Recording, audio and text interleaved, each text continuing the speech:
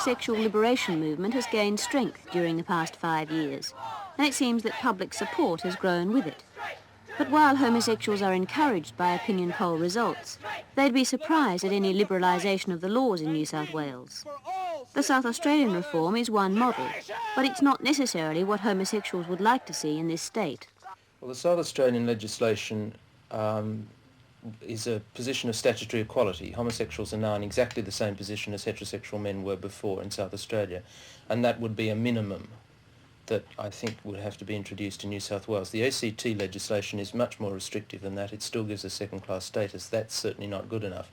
The South Australian legislation creates problems about people underage who haven't got any sexual rights, and the question of the age of consent and the rights of people under that age is something that has to be looked at very seriously. Yes, but surely you can't ask for more than equality. No, well, I mean, it's a problem for heterosexuals as well as far as the age of consent is concerned. There are charges where people are being prosecuted which just simply shouldn't happen, in my opinion. But equality is, you're quite right, the minimum demand. Despite the fact that homosexuality between women is not actually outlawed, in fact its very existence is ignored at law. Lesbian women say they suffer great discrimination. Oh yes, I mean there's all kinds of discrimination within the law because lesbians, like male homosexuals, can't go to the law for protection because of the community attitudes. But technically you can. Well, all right, take the case, a lesbian's been bashed up, she goes to the police, she reports that she's been bashed up. Now, she's likely to receive the same kind of treatment from the police that rape victims receive. There's also the possibility that if she takes it to court, her lesbianism will be exposed. And then she's got to worry about her family, her job.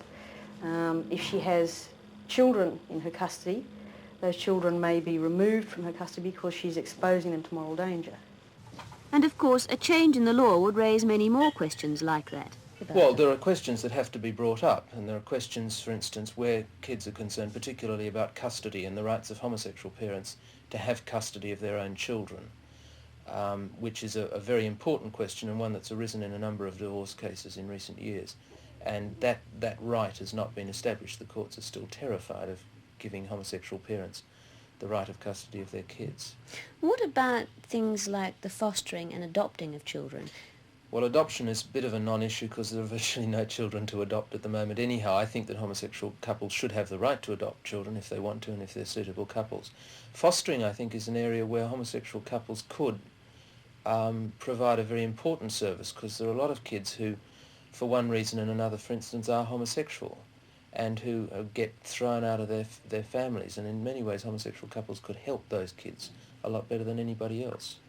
What about the long-term marriage type of relationship? That's another thing that would have to be considered. Yeah, the most important thing about the marriage couple thing, I'm not concerned about whether you use the title or a particular piece of paper, but there are certain questions, particularly about economic rights, probate rights, right of next of kin, right of access to your partner if they're sick, right to inherit a joint house without having to pay probate on it as a heterosexual couple does. Those sorts of questions are very important questions because homosexual couples get discriminated against in that sort of situation. A lot of firms hand out accommodation of one sort or another to people if they're moving from one state to another, but it only goes to a married couple, it doesn't go to a single person. If a homosexual couple, one partner wants to take a job in another state, for instance, they ought to have the same rights to housing loans and things that a heterosexual couple does. You ought to be able to pool your income if you're a homosexual couple and say to the bank, between us we're earning $25,000 a year. Why can't we have a loan consonant with that amount of money? Not I am a single person earning, $14,000, so I can only borrow that much. And banks will not lend to homosexual couples. As a couple, they won't recognise that economic right.